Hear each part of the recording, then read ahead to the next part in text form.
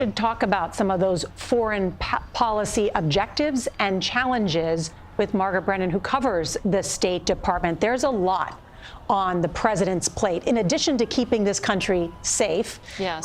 There is certainly carrying out the rest of the Israel-Hamas plan, hoping to get, we're learning there may be some more female hostages released soon. Is that right? Yes, around day 7 of that accord, and Americans would come after that. The 3 remaining Americans are male.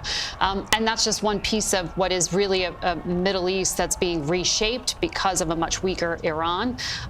But we have to see who Donald Trump puts in some of these key roles to implement that.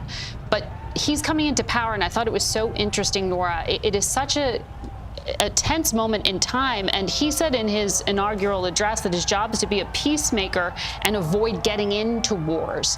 The rising power and biggest threat to the United States is widely perceived to be China, whose vice president is here at the inauguration today at the personal invitation of Donald Trump, and whose government has planted, in the words of his national security advisor, cyber time bombs throughout U.S. infrastructure in the event of war. That's the vice president there, a top communist party leader who met with J.D. Vance just yesterday. And there is some contradiction there of having a charm offensive at a time when U.S. intelligence is saying we can't get Chinese hackers out of the telecom systems right now. We can't eject them. But he name-checked China in his inaugural address. He did.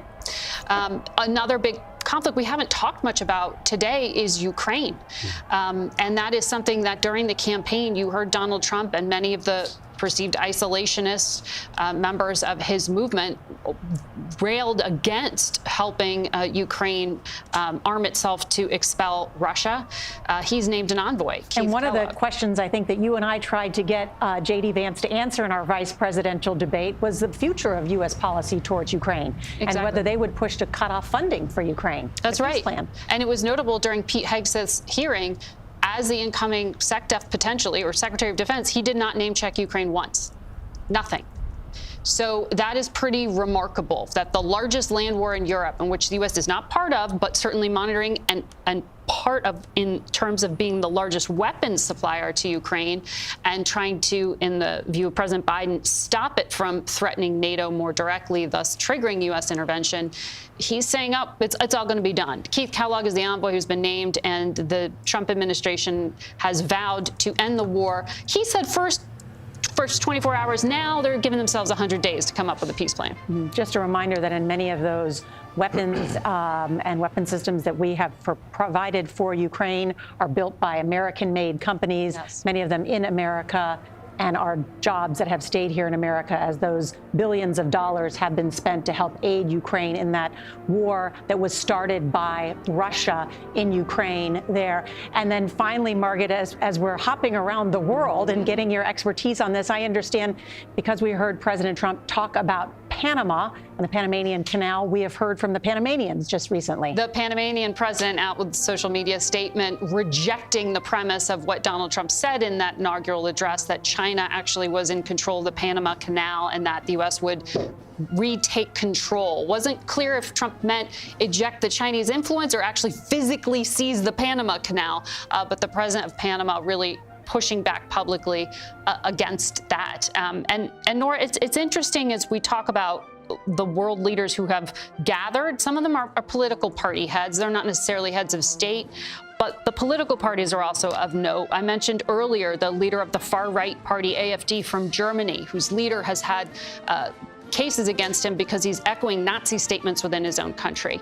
You have from the far right in France, Marion Maréchal, who is the niece of Marine Le Pen, also from the far right. The through line there is anti-immigrant sentiment. The migration crisis, as we were talking about with Senator Blunt earlier, is worldwide, and it has upended the politics of more than one country, not just the United States of America. And Donald Trump has become, in some ways, this conservative movement leader, at least rhetorically, for some of these folks. You do have the president of Argentina also, we saw in a photo earlier, next to the Italian prime minister.